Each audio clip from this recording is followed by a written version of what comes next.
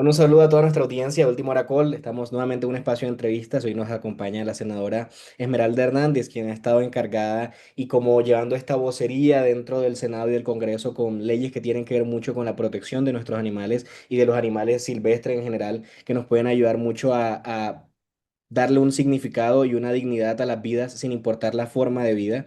Y esto pues obviamente ha abierto muchos debates, muchas conversaciones, mucho espacio también para que se hable de cosas que hace hasta algunos años no se conversaba y darnos cuenta que la legislación no es solo para los humanos, ¿no? Sino para todos los seres a los que podamos proteger e integrar dentro de nuestra realidad diaria. Entonces, senadora, bienvenida y muchas gracias por su espacio y su tiempo.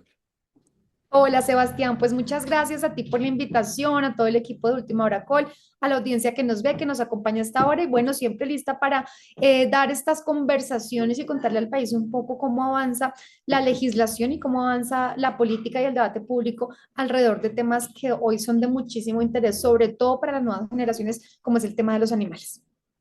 Así es, ahí las dinámicas no solamente de la sociedad, digamos, en un país tan biodiverso como Colombia, en el que tenemos muchas especies, en el que tenemos que proteger esas especies, no solamente las tenemos, sino que también tenemos una responsabilidad con ellas, pero también en la vida familiar hay animales, ¿no? Hay perros, hay gatos, y obviamente nosotros somos responsables de lo que sucede con los animales que viven dentro de las paredes de nuestra casa, pero hay personas fuera que lamentablemente pueden tener cualquier tipo de intenciones y si no hay una legislación fuerte para proteger a nuestros animales, cualquier día mi perro sale a la calle, se encuentra con una persona con una mala intención y no le podía pasar nada, ¿no? Hasta hace unos meses no le pasaba nada, era simplemente pues un mal hombre o una mala mujer, pero no le pasaba nada a esta persona.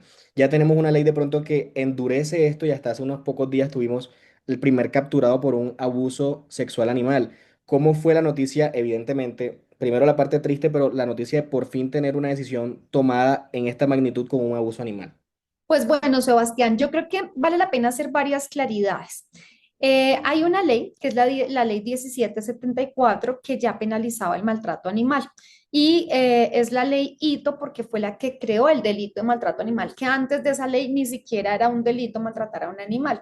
Esa es una ley histórica que es la que da el paso a la inclusión de los animales en materia penal y en la justicia. Después de esa ley viene el grupo GELMA, que se conforma el grupo GELMA, que es el grupo especializado contra delitos de maltrato animal en la fiscalía, y el grupo GELMA empieza a operar. Recientemente llega la aprobación de la ley que actualiza esa ley 1774, conocida como la ley Ángel, que lo que hace es endurecer las penas que ya estaban previstas y ampliar, digamos, las sanciones en términos administrativos y policivos. Sin embargo, creo que todavía nos falta un camino largo por recorrer por varias cosas. En este momento está tramitando, se está avanzando el proyecto de ley de zoofilia, porque ni en la 1774 ni en la ley Ángel quedó establecido el tipo penal independiente de zoofilia. ¿Qué significa eso? Que el delito de violación de animales, de acceso carnal a animales, hoy todavía en el Código Penal no existe, sino que simplemente existe como una circunstancia de agravación punitiva. ¿Qué significa eso para que la ciudadanía lo entienda? Hay un delito principal, que es el delito de maltrato animal, que se hace más grave o acrecienta la pena si se concibe o si se encuentra en el término de la investigación que en el marco del maltrato también hubo acceso carnal o hubo violación del animal. Entonces es una circunstancia de agravación punitiva. ¿Qué dificultades plantea esto para los fiscales, para los jueces, para los investigadores? Lo que hoy sucede es que una persona va a presentar una denuncia por el delito o por el delito entre comillas, porque sabemos que es un crimen atroz, pero no es un delito en el Código Penal, para denunciar el abuso sexual a un animal, la violación a un animal, y muchos ni siquiera lo pueden recibir porque el delito no existe. Así que tiene que comprobarse el delito principal para que se pueda aceptar. Por eso hay un nivel de denuncias que es muy bajito y hay, digamos, una cantidad de denuncias que no se hacen, es decir, de cantidad de casos que no se denuncian, un subregistro enorme asociado a este tema que hoy es una problemática enorme en el país. Antes uno hablaba de la zoofilia como mofa, como chiste, incluso como una práctica que termina aceptándose en algunas zonas del país, sobre todo en la zona norte, cuando se habla, por ejemplo, de las relaciones sexuales con las burras, que es una práctica que incluso se ha normalizado, incluso yo no sé si tú recuerdas hace tal vez un par de años o algo así que quisieron hacerle un monumento a la burra y era un monumento, pues digamos, de una persona, de un hombre teniendo sexo con una burra y se ha normalizado a tal punto que incluso han querido mostrarlo como una tradición en la zona. Yo creo que eso no se puede normalizar primero porque no está bien con los animales y segundo porque por supuesto genera problemas y situaciones de salud pública porque los animales transmiten enfermedades a los humanos que luego se transmiten entre humanos y al revés, los humanos también pueden transmitir enfermedades a los animales y entonces empieza toda una situación allí zoonótica bien compleja. Entonces no podemos ni aceptar ni normalizar el caso, en este caso con las burras, pero es que ahora no solo pasa con las burras, pasa con perros, gatos, gallinas, patos, tú no te imaginas la cantidad de casos que recibimos, que denunciamos todos los días, porque por ejemplo, aquí en Bogotá hay un caso aberrante de un tipo que lo llevan persiguiendo las organizaciones desde hace muchísimo tiempo. Está comprobado que es un tipo que coge animales callejeros, que se roba animales de la calle y que los entra para violarlos, les hace una cantidad de cosas terribles, los tortura, los quema con colillas de cigarrillo. Tenemos un caso de un perrito que fue, mientras lo violaban, lo quemaban con colillas de cigarrillo. De verdad, unas cosas atroces que uno nunca se lo imagina. Y entonces hoy lo que sucede es que ese delito no existe y no se tramita. Entonces hay que comprobar el principal. El caso reciente que se hizo muy famoso sobre la primera captura de una persona que violaba a un animal realmente no es tan así. La captura sí se da, pero se da por el delito de hurto y de maltrato, pero sobre todo es el delito de hurto. La captura no tiene nada que ver con el tema del abuso. Parece, o sea, presuntamente el tipo que es capturado, la persona que es capturada, pues también abusaba de los animales presuntamente, pero la captura no se da por ser abusador de animales, sino por el delito de hurto, porque el señor robaba los animales que encontraba en los parques y demás para cometer sus fechorías. Así que creo que hemos tenido avances muy importantes en términos legales y en términos de adecuación penal para los animales, de justicia para los animales, pero todavía nos falta mucho más. Hoy tenemos una situación adicional y es que como quedaron tasadas y establecidas las penas, los delitos todavía no son intramural, no son carcelables porque no superan los 48 meses. Para que sean carcelables tienen que superar los 48 meses y eso solo se logra si hay circunstancias de agravación punitiva demostrables en el proceso. Si no, no lo es. Así que lo que pasa es que capturan y lo hemos visto todo el tiempo y sigue siendo así incluso con la actualización de la ley, capturan al bandido, claro, le empiezan todo su proceso, seguramente de imputación y demás, pero luego lo dejan libre porque no se cumple con el requisito para privarlo de la libertad y surte todo el proceso de investigación libre y cuando lo condenan, como no supera los meses que se necesitan para que sea intramural, pues el tipo queda libre. Así que todavía nos falta un camino enorme, hay un recorrido muy importante que se ha logrado, que se ha trazado, pero todavía tenemos un camino bien complejo por recorrer. ¿Y cómo es, digamos, la reacción dentro del Congreso ante este tipo de leyes? ¿Todavía nuestra legislación, digamos, es apática a desarrollarlo o es atenta a la conversación?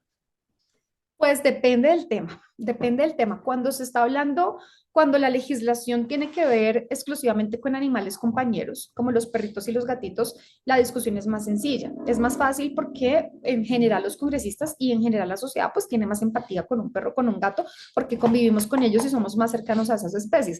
Entonces digamos que ahí el tema es un poco más sencillo. Se complejiza cuando tú quieres hablar y abordar la discusión desde otro nivel o con otras especies. Entonces, por ejemplo, la ley antitaurina, pues fue una ley completamente difícil.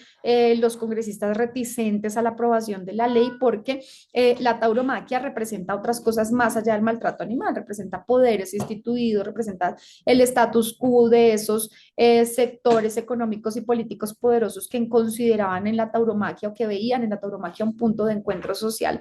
Así que ese tipo de discusiones son muchísimo más complejas. Ahorita, por ejemplo, Sebastián, estamos abordando una discusión de que implica o que lo que busca, que es un proyecto de ley de nuestra autoridad también, es prohibir el uso de animales como armas de guerra. Lo que ha pasado, por ejemplo, con los caballos bomba, burros bomba, perros bomba, cómo se utilizan los animales como señuelos en la guerra, cómo se utiliza para torturar también a las familias a través de los animales. Bueno, toda una un desarrollo además que ya existe académico, científico en estudio y desarrollo jurisprudencial y también fallos jurídicos de tribunales de la JEP, de tribunales de Bogotá, que han dicho que reconocen a los animales como víctimas del conflicto y a la naturaleza, por ejemplo, al río Cauca, por ejemplo, al territorio Agua. Lo que nosotros queremos es que haya una ley que efectivamente penalice el uso de animales como armas de guerra y que empiece a reconocer en la memoria histórica, dentro de los procesos de historia de la violencia en Colombia, a los animales y a los ecosistemas también como víctimas de la guerra. Ese debate está imposible en el Congreso. Tú no te imaginas lo que, como lo ridiculizan. Dicen que ya estamos pasando una línea roja, que una cosa es cuidar perritos y gaticos y otra cosa es hablar del uso de animales en la guerra, que ellos eso no lo aceptan, que no estamos, que ellos no van a superar ese límite, que no van a pasar ese umbral. Así que las discusiones, dependiendo de cada tema, pues se tornan muy complejas. El de zoofilia, por ejemplo, que yo pensé, pues uno, ¿quién se va a imaginar que alguien se va a oponer a crear el delito o a condenar a una persona porque viole a un animal? Nadie. Pero no creas, muchísima gente en el Congreso me decían, yo no lo firmo porque es que eso me trae problemas con los jóvenes de la costa. Sí, pero es que ahí tienes que ver que ese es un tema súper arraigado y eso no pasa nada, el animal no le pasa nada, el animal pues no va a sufrir ninguna afectación. Es decir, un tema cultural asociado a la normalización de la práctica terrible. No fue fácil, no conseguí muchas firmas, de hecho, porque uno cuando radica un proyecto de ley busca firmas de coautoría, de respaldo de congresistas. Fue difícil, los pocos que firmaron lo firmaron, digamos, después de un proceso largo de concertación y muchos no quisieron firmarlo. Así que los escenarios de los derechos de los animales en el Congreso no son tan sencillos, depende del tema, pero hoy de todas maneras todavía los seres humanos y especialmente los congresistas pues consideran que los animales no tienen el mismo estatus o no deberían tener el mismo estatus de protección legal que los seres humanos. Sobre todo cuando mencionaba el tema de la ley antitaurina, que obviamente también hay un marco, ¿no? Para poder transitar a que otro tipo de prácticas que pueden tener un maltrato animal y que tienen un maltrato animal, supongamos las corridas, las cabalgatas, todo lo demás, puedan ir como cancelándose, ¿no? En nuestra sociedad. Esto evidentemente debe tener una reacción hacia los sectores que de alguna manera representan los negocios que se mueven ahí. No solamente son fiestas, porque las fiestas no son fiestas solamente, las fiestas también son una maquinaria gigante en temas comerciales y evidentemente la parte comercial de las fiestas no está mal, eso no es ni delito ni nada, pero sí tenemos entonces esta resistencia, ¿no? De la que usted hablaba ahora. Hay un sector que dice que no se imagina las fiestas de ciertas regiones del país sin una cabalgata o sin una corrida. ¿No? ¿Cómo responderle a estos sectores? Porque evidentemente no solamente ahí están los congresistas de pronto, e incluso congresistas que son muy defensores de la tradición, sino también las personas, ¿no? Una persona en el llano, una persona en Cali, una persona en la costa, que de pronto dice, pero si me quitan esto, se me acabó la fiesta regional o se me acabó la fiesta patronal de mi pueblo. Entonces, ¿cómo cambiar el chip? O cómo estas leyes podrían ayudar no solo a cambiar el chip, sino también a darle importancia a otras cosas que no tienen valor hasta hoy. Pues mira, yo creo que, de hecho, algo ahorita estaba viendo mientras estaba en una reunioncita que sale una nota en la que se publica que Fede Gallos le hace una solicitud formal de no sé cuántas páginas a la Corte Constitucional para que excluya las peleas de gallos de la prohibición.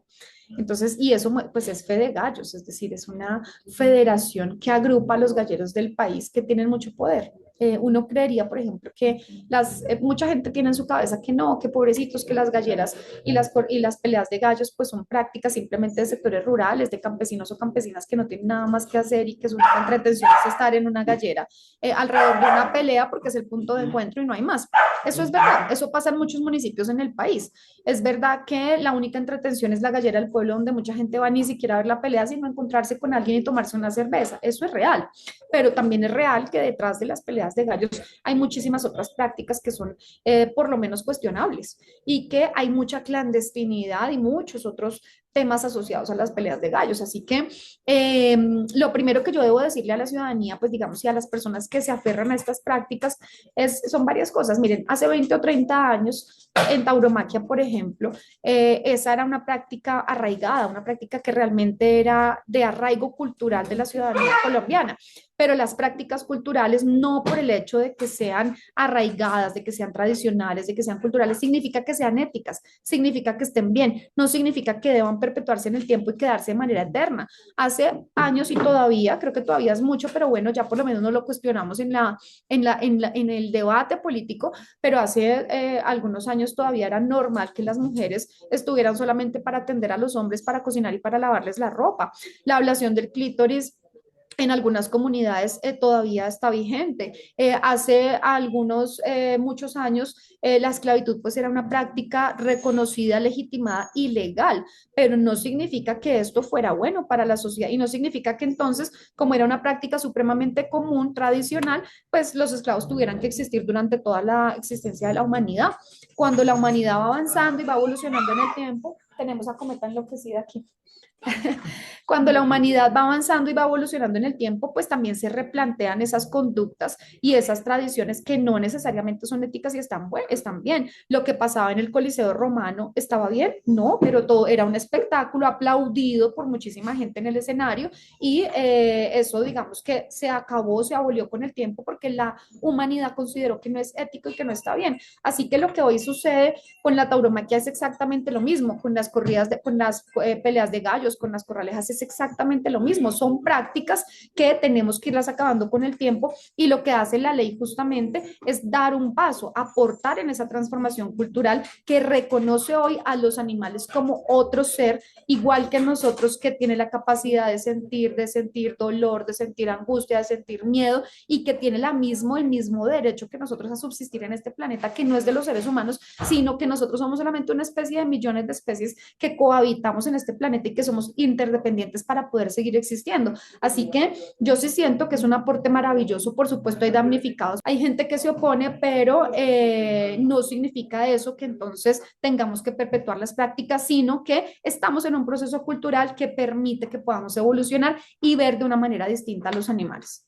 Muy bien, y termino preguntándole ahora en este poco menos de un año que queda en el Congreso de la República, por lo menos en este periodo, ¿en qué otras leyes se está trabajando o en qué otras aristas de estas leyes se está trabajando para que podamos salir o podamos terminar quizá el periodo lectivo con algunas normativas bien claras en contra del maltrato animal? Pues Sebastián, el proyecto de ley de zoofilia es una de las obsesiones que tenemos. Lo que busca es crear el tipo penal, es decir, crear el delito, que eso no quede en la impunidad, que puedan tener herramientas los jueces, los fiscales, los investigadores. Ese es un proyecto muy interesante porque además crea unas circunstancias de agravación punitiva independientes. ¿Qué significa eso? Que el delito es más grave si se cumple algunas condiciones. Por ejemplo, el delito es más grave y tiene mayor pena si violan a un animal delante de un niño, o si lo hacen en espacio público, o si graban la violación, digamos, del animal y la difunden a través de redes sociales o la utilizan para pornografía con animales, o si violan al animal dos o más veces, o si el que viola al animal era el tenedor o el veterinario o, digamos, un profesional responsable del animal, pues eso tiene un agravante y hace que la pena entonces se tenga que graduar y se incremente. Así que me parece que es una ley muy interesante, entre otras cosas, Sebastián, porque hay estudios que ya nos dicen que una persona que es capaz de violar a un animal, pues es porque cumple, digamos, ¿por qué viola una persona a un animal? Porque el animal no puede oponerse, porque pueden manipular al animal en circunstancias de tiempo, modo, lugar, es decir, pueden llevarlo a la hora que quieran, donde quieran y demás para violarlo, que el animal no puede denunciar, no puede contar lo que pasó y esas mismas características las cumplen personas, por ejemplo, que tengan alguna condición de discapacidad o un adulto mayor que no esté con su plena conciencia o su plena autonomía o un bebé, un niño que no puede hablar, que no sea consciente todavía, digamos, de lo que le están haciendo. Así que prevenir la violencia sexual contra animales es prevenir la violencia sexual contra seres humanos. Escenarios de violencia, digamos, de escenarios delictivos alrededor de también seres humanos. Así que me parece que es un proyecto de ley muy interesante. Yo estoy segura que se va a convertir en ley de la República. Salió de la plenaria del Senado hace una semanita, lo logramos hace una semana. Nos falta el escenario en Cámara, que yo siento que está mucho más tranquilo. Sé que va a salir como ley. Tenemos la ley que busca prohibir la inversión de recursos públicos en espectáculos con pólvora. Tenemos el proyecto de ley que busca la prohibición del uso de animales como armas de guerra. Estamos trabajando en un proyecto de ley que es un poquitico más complejo, que tiene que ver con la regulación de la industria avícola. Y bueno, vamos allí como en la fila con varias iniciativas que tenemos por los animales, por la vida. Yo soy autora y ponente principal del proyecto de ley que busca prohibir el fracking en Colombia, que busca prohibir el glifosato, también otro proyecto distinto. Estamos trabajando en una ley de ríos, así que tenemos toda una agenda legislativa muy robusta por los animales y por la vida. Ahora, muchas gracias por su tiempo, por sus respuestas y definitivamente de última hora, Cole, también estamos reforzando nuestro compromiso en contra del maltrato animal, respetamos y valoramos todas las formas de vida y esperamos que pues como país comencemos a ver un cambio en lo que tiene que ver con el respeto, no solamente hacia los animales, sino usted también mencionaba hace algunos minutos nuestros ecosistemas y todo lo que sea vida no humana que tenga la misma importancia en las conversaciones y el mismo valor también ante nuestros ojos como sociedad. Muchas De gracias. acuerdo, Sebastián, así es. Gracias a ti y a ustedes como equipo, porque sé que siempre están muy pendientes de todos los casos de violencia contra los animales, de todos los avances legislativos y sé que son muy afines a este tema. Entonces, enormes gracias por ayudarnos a difundir y a crear conciencia alrededor de la relación que tenemos con los animales.